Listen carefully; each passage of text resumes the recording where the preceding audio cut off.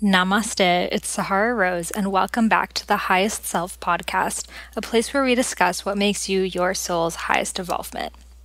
I just wanted to do an episode about a question I get all the time, which requires a lot of clarification and explanation, which is why the podcast was the best place to answer it.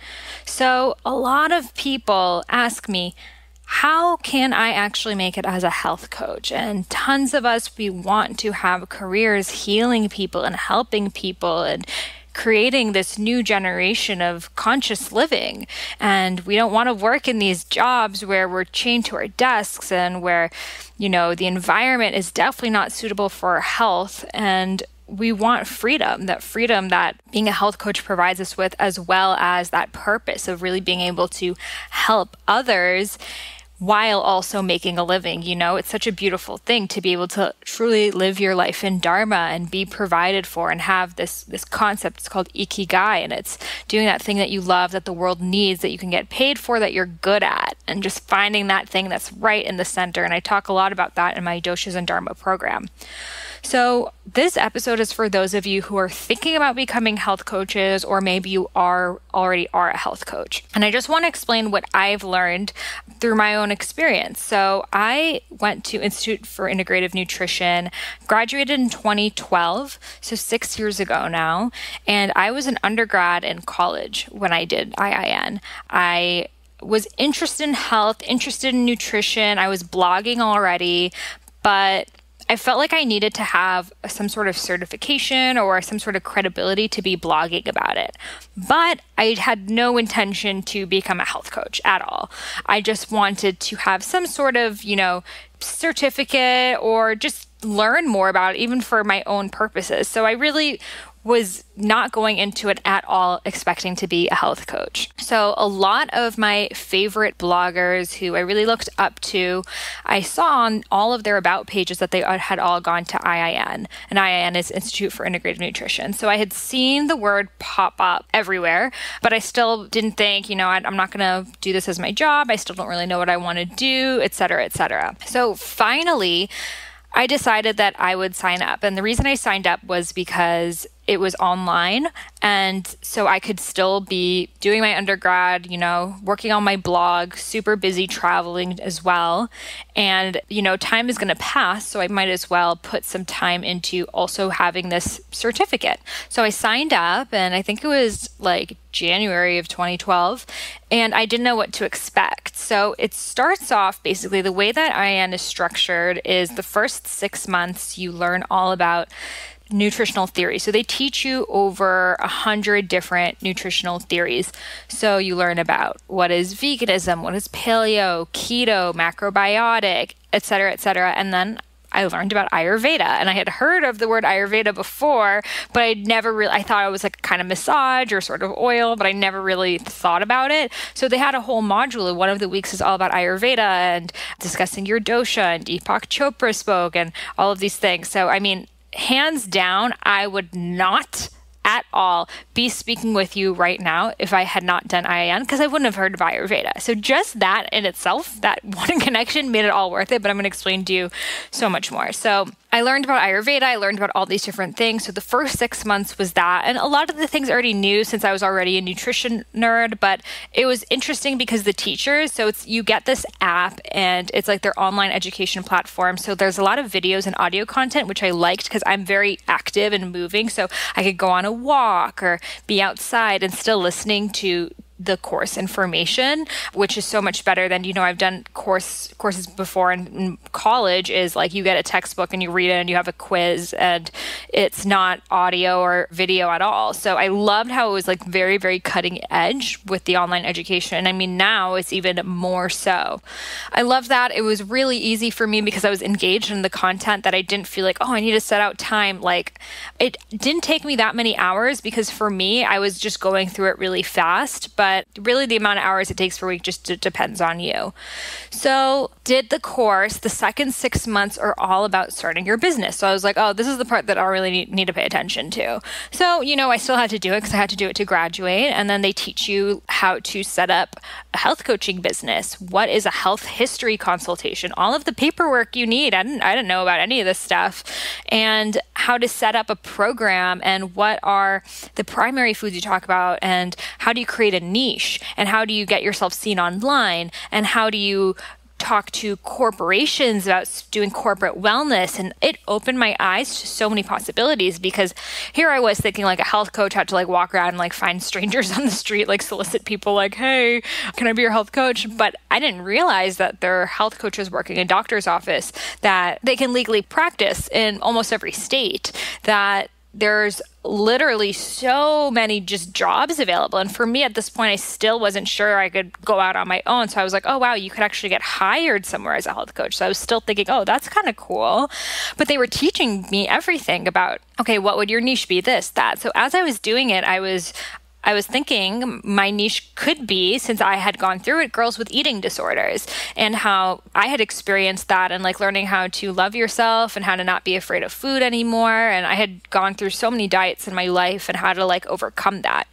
So I was like, what if I could become an eating disorder specialist? That would be so amazing.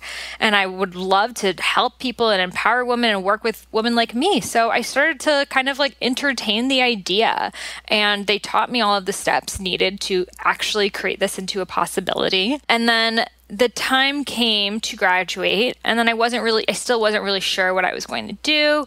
So after the first 6 months, you are allowed to see clients just as long as you tell them you're not done with the program. So I started to just see whoever I could. People who are not my niche at all. I worked with this guy who was like a bodybuilder, and he wanted to run marathons. So I was like, okay, I'll help you out. And then I worked with this woman who wanted to lose weight for her wedding, and just random people. Again, like the marathon guy didn't even charge him. And the other woman, I literally probably charged her about $20 an hour. So I wasn't really making an income or anything like this, but it was just putting my feet in the water. As I was health coaching people, I realized, wow, I actually really love to do this. I love being able to sit one-on-one and talk to them and get to know them and look at all these aspects of their life. And for me, eating healthy is so intuitive. It's so easy. But for them, like, they literally don't know. And here I was thinking like, oh, everyone knows how to make chia pudding. That's nothing new. And they're like, huh? Like, what are chia seeds even? What are you talking about? So I was like, wow. Actually, I've been in such a blogging bubble where I think that this is the norm, when this is like so still a very small percentage of society. So I graduated, and then I was traveling, not sure what to do, and eventually got sick with my own digestive issues, trying to heal myself. And in this healing process of, again, jumping through so many diets, I last resort came back to Ayurveda, which I had heard about. I had done an Ayurveda consultation in India, but I didn't really vibe with it because she was telling me I had to eat like all this ghee and rice and lentils and these things that I was a vegan, so I didn't want to do that, especially as a raw vegan. So I decided to come back to that. And then I've explained this story on different podcasts, but eventually came back to Ayurveda and decided to study it and figure out, how can I modernize this? How can I make this, accessible to the modern kitchen? How can I make this more alkaline? How can I make this more plant-based? The world was so different 5,000 years ago when Ayurveda was created. So how can we take these same concepts and theories, but apply them to today's time? Because the basis of the Ayurvedic diet is wheat and dairy, and those are the two most genetically modified and pesticide-sprayed foods in our times right now. So we can't base our diets off that. But I still loved how it was customized to the doshas. So I ended up studying Ayurveda. I ended up staying in India for 2 years, traveling, learning about Ayurveda, but always modernizing it. And eventually I wrote my first book, Eat Right for Your Mind Body Type, which you can have the first half free by just reviewing this iTunes on the podcast store and emailing it to me at Sahara, Sahara, at eatfeelfresh.com. It's an unreleased book. I just wrote it myself, graphic designed it myself, edited it, everything myself, and it never actually got published. Then years later, I wrote The Idiot's Guide to Ayurveda. So, one thing fell to the next. And if you've heard my podcast episode, I think it's number 16 about being in Korea, I was in Korea. I got into flow, and one thing led to the next, and here I am today. And now I love, as a Capricorn, I love like helping people with their businesses and their strategies, which is why I like doing this podcast. That is actually super exciting for me. So let's talk about, so that's my own little story. And I want to also share that when I first graduated, I wasn't getting clients. And let me tell you why. So I, on my blog, put a tab that said $20 consultations. Like literally that's what the tab on my menu said. And it was like, I can help you with anything. I can help you if you want to lose weight, if you want to gain weight, if you're a guy, girl, whatever your problem is, I can help you out. And I mean, I could to an extent, but am I the best person for someone who's a bodybuilder that wants to run marathons? No. I've never done either thing.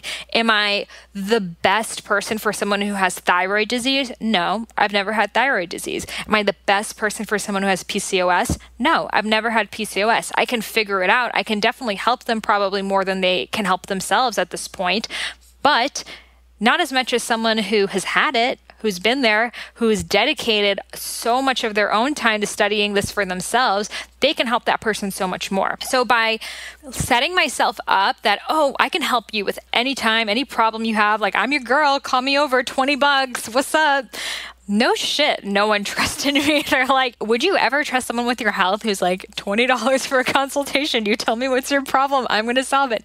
No, it's like literally like, you know, those psychics who come up to you and they're like, oh, I see something in your aura. Pay me $100 and I'll tell you. Like, no, if you're a psychic, you know, coming up to me at Forever 21 is like not going to get my trust. So I was basically that psychic in health coaching and totally undervaluing myself and also not being smart either. So setting, you know, they teach you an IIN, and I'll talk about this today too, but putting your prices super low is not doing a favor to you or that person, because that person's not going to value you. They're not going to trust you. They're going to think, oh, this person must actually not know that much if they're willing to work for $20 an hour about anything. And it's not that $20 an hour is a low rate. It's that if I'm saying, oh, I'm the expert in health, I can solve anything. Do you think that that rate would be $20 an hour? If I was assisting someone doing something or something, yeah, that's a great rate. But for what I was saying that I would promise them, that number was not matching. Does that make sense? So a lot of it comes to value and how much value you're giving someone. So obviously, I really did not believe I was giving people that much value. And that's why I said, you can pay me $20. Hey, I'll actually do it for whatever you want. You know, for me, it was still experience that I needed. But honestly, looking back on it, I should have just taken clients on for free instead of even trying to do this like $20 off thing, because at least for free, I could be like, hey, I'm here learning and this is also an experience and they're not losing anything. So it could have been more educational and I could have asked them for feedback later and I could have grown much more from that than trying to like, I mean, I guess in a way it helped because I was like trying to be all professional, but I didn't get clients from that at all. So then I kind of went into this thing of like, health coaches can't make money. This is all bullshit. Like no one would ever pay me to tell them about their health. I really didn't believe it. I was in denial. And I was like, you know, it's a 1 in a million thing. It's like being a famous actor or a writer or a lawyer or whatever. Like I really didn't believe that being a health coach was an actual viable career despite having done the program, because that's how much I didn't believe in myself, guys. I was like, I just need to go find a job somewhere. Like I can't create something of my own. Like literally, this is where I was when I was 21. So though I loved it, I still blocked myself from it. Through time, going into Ayurveda, not thinking it would be a niche. In fact, I was hiding that I was interested in studying Ayurveda. I was actually hiding it because my blog, Eat Feel Fresh, was a raw vegan blog. All my recipes were raw vegan. I had done a raw vegan course with David Wolf. I was like raw vegan girl. So I was actually like really hiding and like ashamed that like secretly I was like eating all these warming foods and cooking everything and avoiding all the raw things because of my digestion. So I definitely didn't go into Ayurveda thinking it could be a cool niche. I did it because I actually just needed help. So eventually I studied Ayurveda for myself. How can I get my menstrual cycle back? How can I digest food properly? That eventually I just learned so much about it that it just came naturally to want to share it, to want to write a book about it, to start eventually blogging about it, be like, hey guys, I'm not raw vegan. This is why it didn't work out for me. What is Ayurveda? So I started blogging about Ayurveda in about 2013. And again, literally no one knew what it was back then. And with that, then soon, little by little, people started coming to me because I had a niche, And this is the most important thing if you want to make it as a health coach. Niche is everything because you can't help everyone in the same capacity. Yes, you can help people out to a degree, but as I mentioned, you can't help them to the same capacity as someone who's actually been through that struggle. And in my opinion, I believe your niche should be something that you've personally dealt with. Other people can say, like Ion says, you can do your niche whatever you want, and it's true, you can. If you're really passionate about something, you can. But what I've found is the topics that you tend to be the most passionate about are ones that you've actually dealt with yourself. Otherwise, I'm not going to be like, I need to know everything about Lyme disease. I'm going to be obsessed with studying Lyme disease unless I've dealt with it. I might have had a relative that had Lyme disease or a friend or something that sparked my interest. But I kind of find that unless it hasn't struck a chord in your life personally, you're not going to put all of that time and effort into studying it that someone who's dealt with it has. So I think pick your niche as something that you've dealt with, not only a health problem, but also a demographic. So for me, if I'm like, oh, my demographic is going to be like women 50 plus, like, I don't really think women 50 plus are, now maybe at this point, because I'm such an expert in Ayurveda that they could, but definitely when I was 21 and I didn't really know that much, I wasn't attracting women who are 50 plus. But if I'm attracting people who are the same age as me or a little bit younger than me, for example, people who either relate to me or maybe they look up to me in some sort of way, that would work. But it's going to be really hard for you to attract a niche that you have never been a part of because you're not going to really know their lingo. Again, if you really study and you're really passionate about it, you can. I'm not saying it's impossible.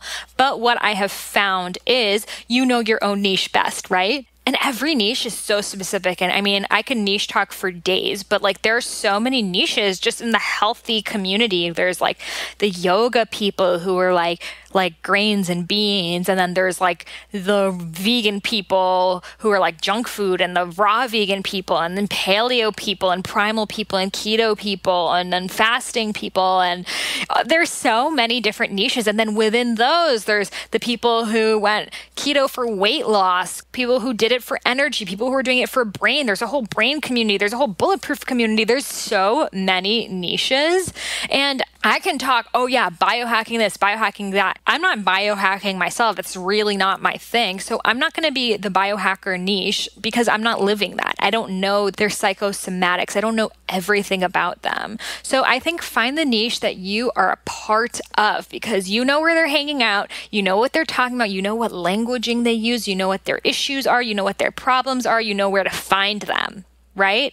So I was just talking to this woman and she wanted to be a health coach and she is working in a corporate environment. And I was like, well, why don't you do coaching for busy, burnt out corporate women? Because that's what you are, right?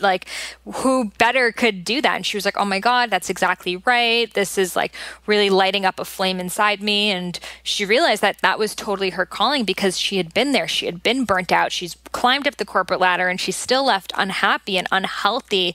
And then I even told her, once you do one-on-one coaching and get used to that, move into group coaching and do corporate wellness and do, these corporations have huge budgets when it comes to wellness. Some of them $20,000, $100,000 a year budgets big corporations are spending on just their employees' well-being. So if you can create a program and pitch it to these corporations, they have money that they're waiting to spend. And if they're not spending it on this, they're going to be like, oh, let's go go-karting. Literally, that's what a lot of corporate wellness do. They spend it on go-karting and random things. I've seen it happen. So you can create something like that. I do recommend starting one-on-one. I always recommend starting one-on-one. People want to jump to the group coaching, the online coaching. If you don't know how to coach someone one-on-one, you are not going to be able to hold the space for doing it for a group. Okay, because holding it for a group, you have to really know how to manage people and how to see where people's problem areas are. You should know that issue like the back of your hand to make it into a group thing because everyone in a group has different needs. Whereas when you're working one-on-one, it's such a great learning experience. You learn so much about what kind of support people need, what works for them, what kind of handouts they liked, they didn't like. Work with literally as many people as you can one-on-one. Do it for at least a year before you even consider group coaching. I do believe the next step from one-on-one is group coaching because it's scalable. I can talk a little bit more about that later on, but it should always start with the one-on-one coaching because that's really like the bread and butter of health coaching. It's working one-on-one and making someone healthier. You don't have to stay there. I don't do any one-on-one coaching anymore because for me, I'd rather build something that's scalable. I'd rather do one podcast episode and have 20,000 of you guys hear it. I mean, obviously it took time for me to build it like this, but I always knew, even though I did one-on-one health coaching for 4 years, I always knew that I wanted to do something that was larger scale. But for some people, they love the one-on-one. They love being able to connect with people and work with people. It's a very kapha, very server archetype thing, whereas I'm more of the priestess archetype, vata dosha in my mind. So I'm more into the creative, whereas I spend a lot of my day editing videos and, doing customer service and like all of these other things that come with a larger scale group program. But I find it more scalable. So I can talk more about that even in another podcast, or even like I'm even thinking about doing like a mastermind for people who are health coaches already for taking their business a step further, because I've just seen with so many like little things you can do, you can really scale your business and make a bigger impact to more people. But again, that's not everyone's path. Some people like doing the one-on-one, and I do recommend that's where you should start. So niching is everything. Be as specific as possible. So literally don't be afraid of how specific you can get. So also another girl who I referred to IIN, I was speaking with her and she had SIBO. So SIBO is small intestinal bacteria overgrowth. So she had to follow a low FODMAP diet, which is like specific fibers that are in certain foods and omitting those. So you can't eat like avocados and so many things.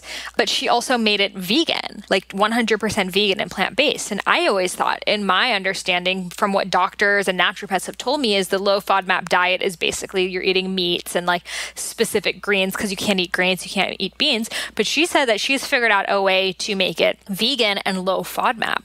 I was like, girl, that's your niche right there. She was like, oh, well, like, don't you think that's too specific? I was like, no, that is perfect. Because if I was just told by a doctor I need to follow a low FODMAP diet, I found out I had SIBO, I had XYZ issue, but I want to still be plant-based, I'm going to go to the person who is an expert in that. I'm not going to go to the person who says, I can solve all your problems, whatever it is, because who knows if she'll know. Like, maybe she'll know, but like chances are if she's an expert in everything, she doesn't know about this specific issue. If I see there's a health coach that literally does vegan, low FODMAP foods, and that's what I'm looking for, I'm going to hire that person. That's the person I'm going to be all about. So that's why having a niche doesn't close you up. It actually broadens your audience. I literally want you guys to take that home so much. Having a niche does not close you up, but rather it broadens your audience. Because the more specific you get, the more you're going to find people who have those exact issues and want to hire you. By working with everyone, you're actually going to end up working with no one. If I have candida, I want the candida specialist. I want the person who knows everything about candida, who has testimonials on their website about all the candida issues they've solved. If I want to heal my thyroid, I'm going to go to the thyroid whisperer. I'm going to go to the person who knows all about the thyroid. She had a thyroid issue herself, and now she's going to heal it. If I have autoimmune, I want to go to the autoimmune person. If I have an eating disorder, I want to go with someone who knows everything about eating disorders. Whatever it is, the more niche you get, and I believe choose something that you've dealt with yourself or a demographic you've dealt with. If I'm a burnt out corporate woman, I'm not going to want to go see some hippie girl who hangs out at the beach all day, because I'm not going to relate to her. But if I'm trying to get more into herbs, I'm going to be like, yeah, that hippie girl on the beach sounds awesome. She probably knows everything about herbs. But if I'm like a lawyer, I'm going to be like, no, that's a little bit too off for me, right? Doesn't make one better or worse. It's just different niches. Different people connect to different personas.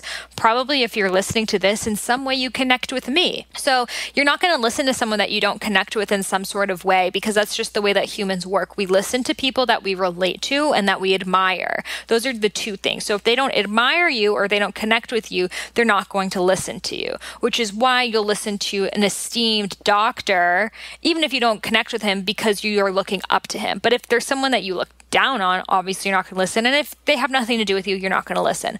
So find that niche, be as specific as possible. Look at the things you've dealt with. If you're a new mom, pick new moms. If you were pregnant and you lost weight in a really easy and fun, loving way, do that. If you've had body image issues and you have learned how to create self-value, choose that. And I also want to add that health coaching does not only have to be about like nutritional health at all. The first thing they teach you at the Institute for Integrative Nutrition is that most important thing is that your primary foods are balanced. So your primary foods are the things that feed you in a non-food way. And these are actually more important than foods. Foods that we eat are actually called secondary foods in IIN. So our primary foods are our relationships, our home, our career, our love life, our friends, all of these things around us.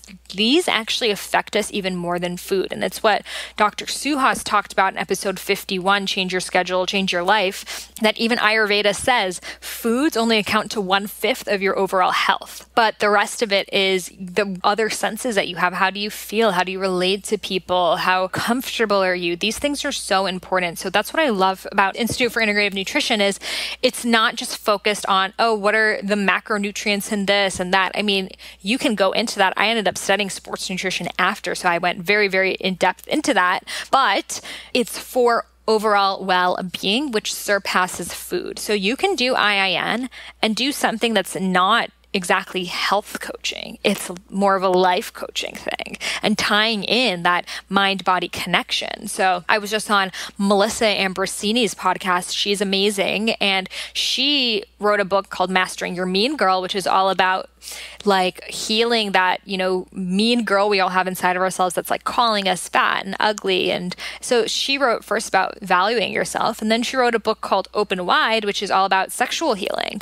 And she did IIN. So again, you don't have to tie yourself and limit yourself to those things. Like I talk about spirituality all the time. My next book is going to be a spiritual book.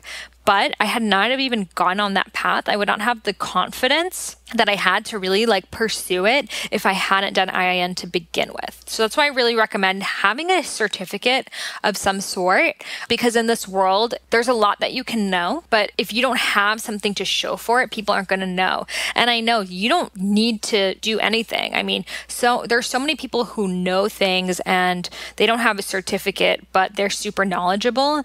But the way that this world works is we don't know who to trust, especially with the internet.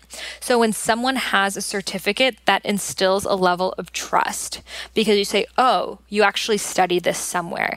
Even if that random person in the jungle might know everything, but we don't know unless we've seen verification, right? That's why whenever we buy something on Amazon, we look at the reviews. Right? So we need that external verification for people to trust us. So with IIN and any health coaching program, that's what it's giving you. It's giving you this larger database to tap into, not only for support, but also for accreditation. I can't even pronounce it. But you become a certified holistic health coach from Institute for Integrative Nutrition, which is the world's largest nutrition school.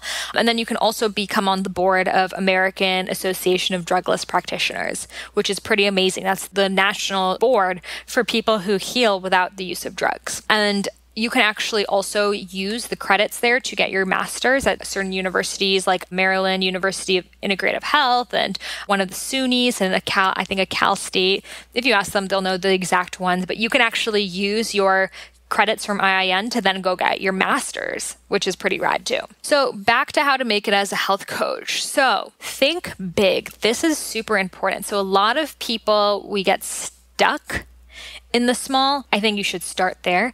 But also think big, think long term. Do you want to continue working one-on-one? What are your long-term visions? I think corporate wellness is an amazing place to get into because, as I mentioned, they have the budgets and they're waiting for people to create programs. And with corporate wellness, it's like you are helping an entire organization. Think about how many employees, thousands of employees work for these companies.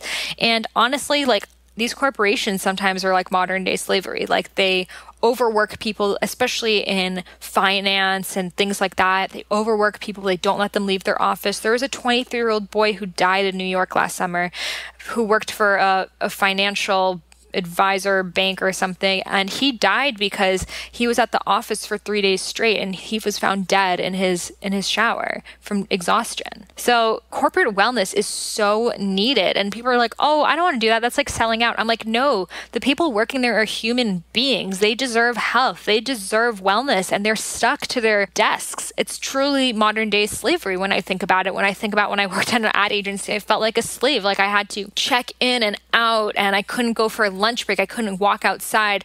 If I was taking too long for something, I was yelled at. I couldn't even spend too much time in the bathroom. I was constantly, how much output did you do? How much this? How much that? It literally felt like I lost all freedom. Like I'm just scarred from that one experience. And I can only imagine people who spend their whole entire lives in this corporate slave ship.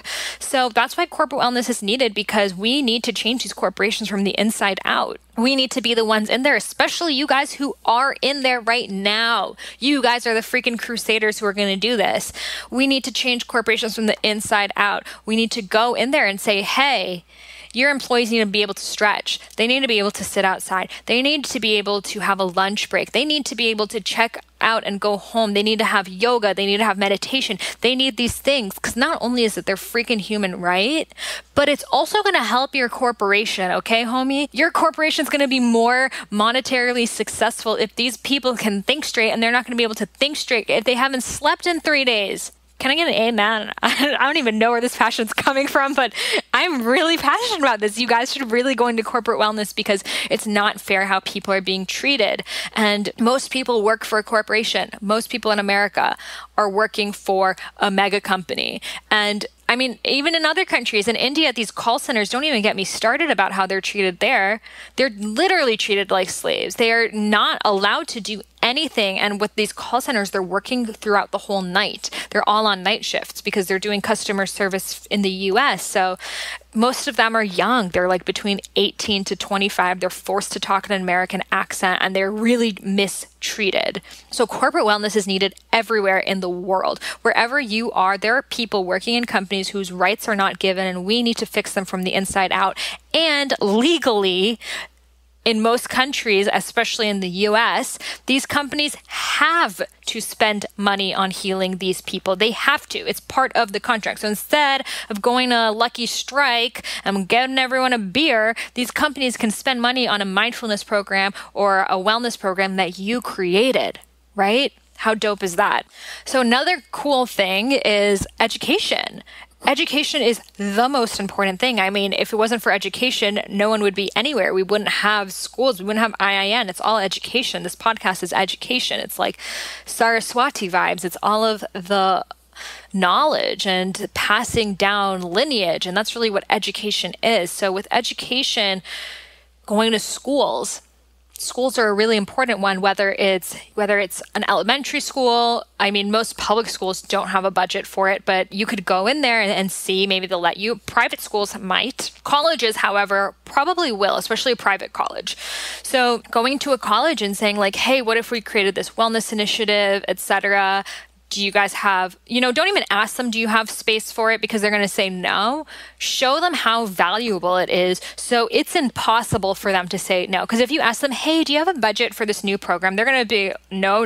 Because unfortunately, a lot of people in education are very, very old paradigm, and they're not willing to move with the times, and they're stuck in the 18th century reading little textbooks and on chalkboards. Chalkboards can be fun sometimes, but you have to show them that this is important and that students are going to study, retain more, and be more involved students in the community environment if they have wellness. So, I mean, I remember when I was in college, there was a class called stress management, and I took. It actually was the most stressful class. I hated it. But something like that with a good teacher would have been awesome. So you can be that good teacher, and I'll take the class. So corporate wellness, education, hospitals, a lot of doctors are hiring. My friend Liana, she was on this podcast, one of the earlier episodes about how she healed cancer with her food. And she works at a doctor's office few days a week, and the doctor has her see all of the patients, because a doctor can tell you, oh, this is what's wrong with you. They can prescribe you medication. They can do these things. But they're not going to sit and hold your hand and tell you what to eat and go through it with you and ask you how you're feeling and how your life is. A doctor doesn't have time to do that, unfortunately. As much as many of them would love to, it's literally the pressures of hospitals, and these doctors are forced to just see so many people in such a short amount of time. It actually really hurts the doctor's well-being. I've worked with so many doctors who are so burnt out. It's so sad. So working with a doctor, a lot of doctors are so willing to do it. And now some health insurances are beginning to include health coaching as part of the insurance. So I'm not sure which insurances. You're going to have to look into your state, all of that. But even a lot of people are willing to pay out of pocket for a health coach. Now I know that there's like concierge health insurance companies that they have functional medicine doctors, and you have like a monthly health coach. And then a lot of doctors are just willing to have that on the side to give their clients a more personalized experience. So communicate with your doctor, find maybe a doctor who's in line with you, a naturopathic doctor, osteopathic doctor, a chiropractic doctor, acupuncturist, something like that, who would be interested in maybe working with a health coach, because it complements both of your business. You refer them for whatever practice they do, they refer you for health coaching. So it's a really beautiful partnership. So the next thing I want to talk about is the importance to have packages. So people hate paying for things by the hour. Like literally, it's like you're thinking about the time, right? You're like, oh my God, I'm paying $200 an hour for this and 5 minutes just passed. You're thinking about the time. We all do it, right? You're like getting a massage and she's massaging you and she like goes to like get more oil in the other room. You're like, I'm paying for this. I just lost 3 minutes. That's like $10. So people don't like paying for the hour. This is just like a thing that I've observed in life. But they love paying for results. By love, I mean they're willing to do it. Like if I'm like, okay, I will make sure that your digestion is balanced. We will do everything to balance your digestion. And these are the rates. You're going to be like, okay, well, money comes and goes, but my digestion is not. I need to fix this. So I'm going to spend on that. If I'm like, we are going to create a package for you to lose weight for your wedding, you're going to be like, yeah, like that's what I need. Versus if I'm like, oh, I can help you lose weight. My rates are XYZ an hour. Do you see how just that little like language shift changes it so much? People want to pay for results, not for time. So you need to incentivize them to sign up for your package, 3-month package, 6-month package, whatever it is, by labeling it what the result you will give them is. And by the way, you will have to follow through with that. If they're not happy, you're going to have an issue. Never, ever, ever leave a customer unhappy. But you can do it, right? If you believe in yourself, you know you can do it. So whether it's having them have clear skin or loving their body more or getting more grounded or whatever it is that you want to help people do, call it that. The 6-month get more grounded package, 3-month love your body package, 4-month Ayurveda experience, whatever it is. Don't charge by time. Create that package. I'm really feeling like I need to like make a mastermind about this because I have literally so much to say. I could just talk about that for hours, but I want to keep moving. So the other thing is I don't recommend doing one-off consultations, and I've done them for a long time. And let me tell you why. So when you do a one-off consultation, first of all, that person's never worked with you. So it's their first time working with you and they're paying for it. So again, it's that you're paying for time thing. Second of all, it actually doesn't really yield results. Because people need to be checked up on. People need to be held accountable. I mean, the reason that people are unhealthy in the first place is not because, oh, I had no idea ice cream was bad for me. No one let me know. No, that's not why. It's because there's something else going on. It's an emotional issue. It's a stress issue. It's whatever else. Not knowing what to cook, not knowing what to eat. It's not a one-time fix. So that's why I don't recommend doing one-off consultations, because you can say as much as you can in that time, but unless they're held accountable, they're checked in on, they know that, oh, in 2 weeks, someone's going to talk to me again and I need to actually do this. You set small goals for yourself each time. That's how they're going to follow through. And that's how you're going to get results and they're going to get results. So I definitely recommend setting up a program. This is better for you and better for the client. So it works both ways. And I know a lot of fear comes in. The reason I was doing one-on-one consultations was my fear. 100%. I thought, who would sign up for a 6-month program with me? No one's going to want to spend that kind of money on me. So maybe I could get them to spend $100 one time, but there's no way I'm going to get them to spend $250 a month for 6 months. No one even has that kind of money, right? That's what I was thinking. But the thing is, people actually end up spending that much on random things. They spend more than that on their groceries. They spend this on that. So my limiting belief that no one would ever spend for it is actually what kept the money coming to me. So again, this is the whole financial abundance piece, which I talked about in, I think, episode 46, about how your relationship with money is going to determine how much money comes to you. So my belief that no one's going to pay me $1,200 off the bat before, getting the results. I need to work each time. I need to prove to them each time that I can get their money. And if they love it, they'll come back. The thing is, 90% of them aren't going to come back because they have their own money issues, right? You're going to be like, oh, that consultation was amazing, but I don't want to shell out another $200. So I'll just work on it on my own. Versus if they were just at the beginning, you know what? I'm going all in. They bought the package. They're going to continue because they put their money in, they've invested, and they're going to take it more seriously. So they are going to take what you're telling them more seriously, and you're also going to have financial security. Good luck trying to make it as a health coach who just does it by the hour. You're going to have to keep finding new people every single day, which is very, very exhausting. And unless you have a huge following, it's very hard to do. Whereas if you just find 10, 20 clients who are working with you for 6 months, then you don't have to worry about it anymore. You can just focus on them for those 6 months. And instead of hustling, trying to find new people, trying to do more health history consultations, you can just do it all in 1 month, find your 10 or 20 clients, and you're working with these clients every 2 weeks. Find those clients and then work on them for the next 6 months. Work on your blog posts, work on your branding, work on your own education. You have to always be educating yourself. You have to know everything that's going on too. You can't forget because the health industry world is changing so fast. And I always recommend go all in for your clients. I'm always sending them emails. I see an article, it relates to them. I send that over to them. I'm always have them when I was working with them at the top of mind. If I saw something that would help them, I would send it to them. But if I was constantly trying to find more clients, or if I was working with people one time, I wouldn't do that because I would, first of all, not really know what their real issues are. And when I was doing those one-time consultations, the whole time I was talking because I felt like, oh shit, they spent $200, $300 to talk to me. I need to give them as much value as possible. So I literally would spend the whole hour talking like a mad woman, this, and do this, because I felt like I needed to give them as much value as possible. But actually, they were just like, okay, I'm taking notes. Thanks so much. Check in with them. No, nothing changed.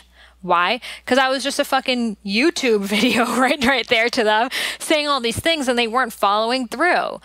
What would have been way more helpful is if I had listened to them, saw what was going on with them, really, really listened. But if you're working with them one time and they talked the whole time, it's that fear of, oh, well, they're going to be mad that they paid me when all I did was sit and listen to them. That's why you need to have a 3 or 6 month program. I recommend 6 month program. And that's how IN teaches you to do it too. Every 2 weeks, because that way you have time to listen. They have time to implement the practices going on.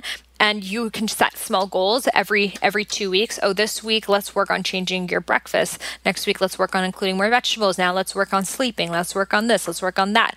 By the end of the 6th month, they're going to be a changed person. Whereas you could tell them all of that in 1 hour, the perceived value is zip, and they're not going to listen to it. So now the next thing I want to tell you to do is your first consultation should be free.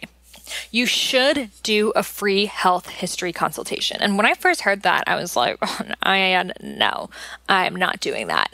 And the reason why is because I felt like I had to get paid for my time. And I'm not going to sit for free and listen to someone and them not hire me after. I was like, that's not going to get me anywhere. Again, my own blocks, my own limiting beliefs.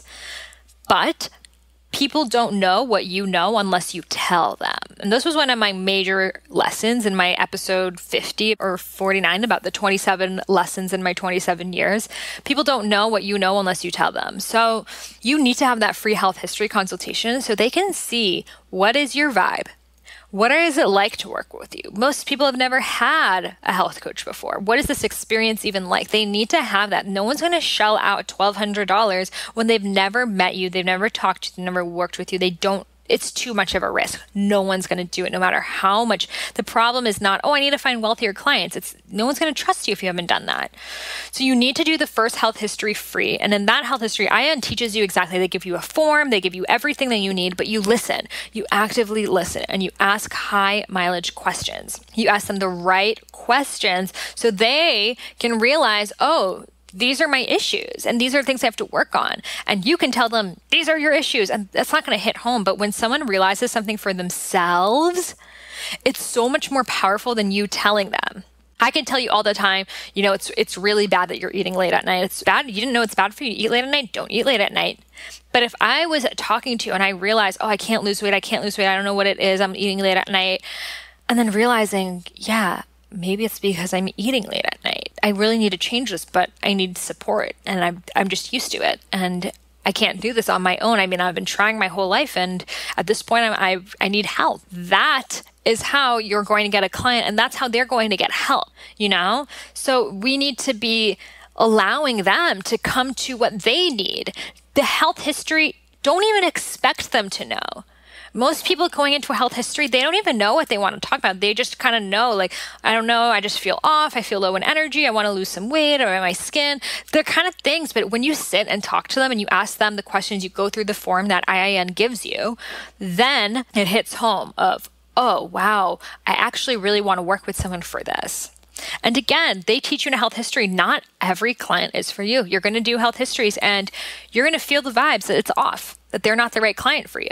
And don't work with someone who isn't your ideal client because then you're taking away space from someone who is. And again, my old self, you're a marathon runner, you're this, you're that, I'll take it on. That was just preventing me from working with the actual people with the eating disorders. And I really didn't end up getting to do that. I tried and I made that my niche and I wrote about it, but I never really created the space and I never really went for it.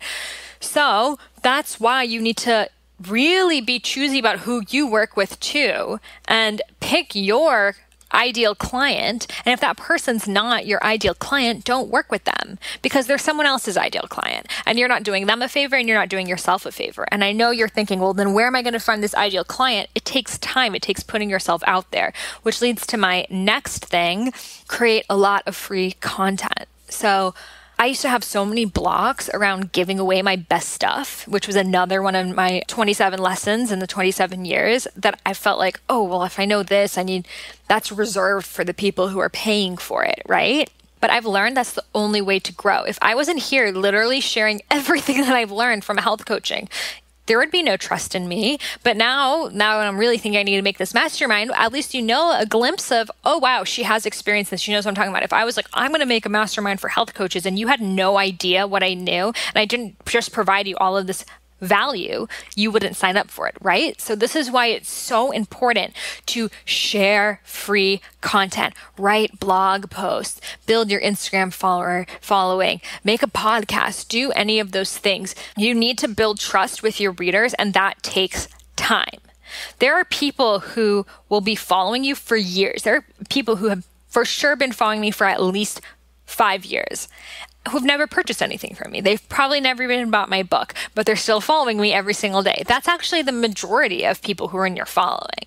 But the more content you put out there, the more likely you are to make those people actually become your clients, which is why it's so important to keep showing up. Don't expect, I wrote this awesome blog post and no one responded to it.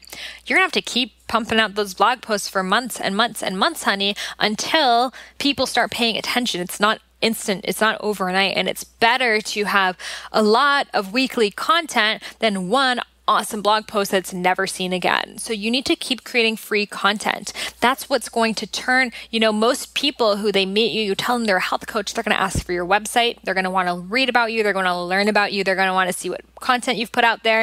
If you don't have that, you don't have a website, you don't have blog posts, you don't have any free gifts, nothing, they're not going to trust you. And trust is the name of the game, especially in the internet world where we don't know who's out there. Anyone can be saying, I'm the best health coach ever. I've healed people of cancer. I've done this. I've done that. You don't know that unless you've built trust, which leads me into the power of testimonials. You need to have testimonials on your website because, again, you can talk about how great you are, but people want to see other people talking about how great you are because that's how you build trust. And In the internet world, trust is the number one most important asset that you can have. So we talked about a lot of things. I actually have like 10 more things, but it's almost been an hour now. So most of all, be confident. You need to believe in yourself, because if you don't believe in yourself and you don't truly believe that you are here to help people, no one's going to believe you. That's what makes one thrive as a health coach and another person not. It just has to do with how much you believe in you.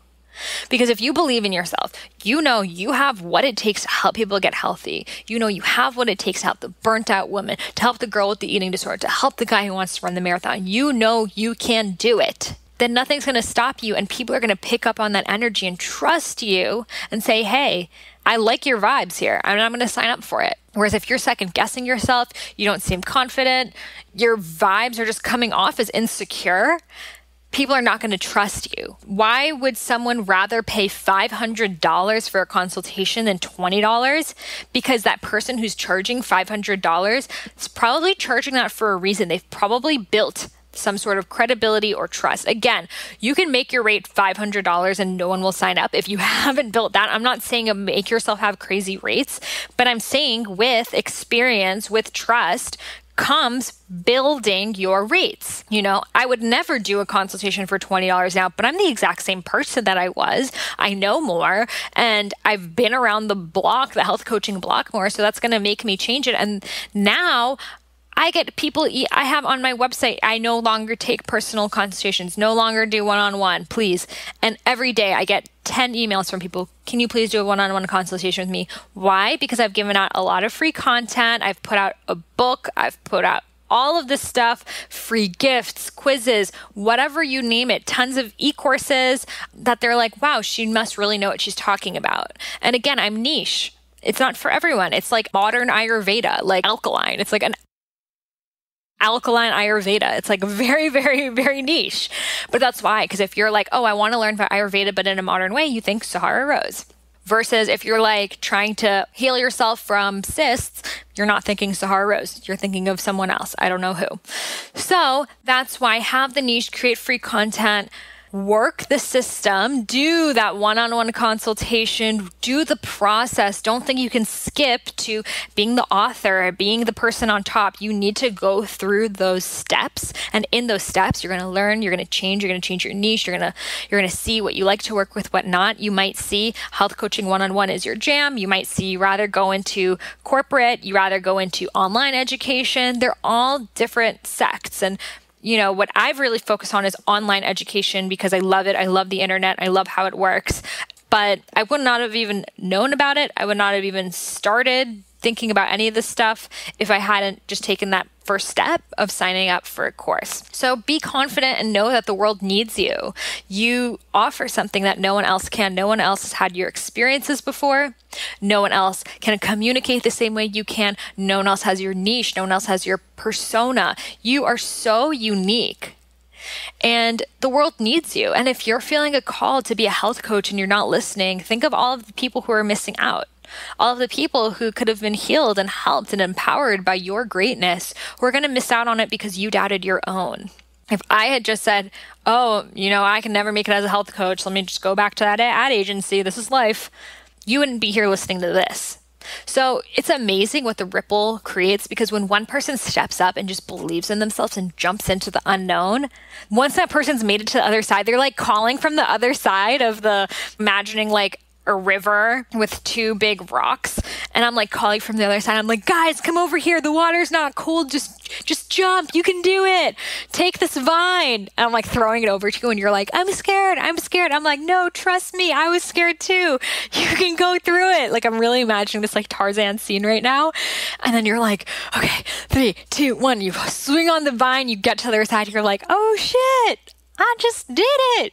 Then you're like calling over to the people back there like, yo, this shit's cool. Come over here. Okay, well, that's how I perceive health coaching.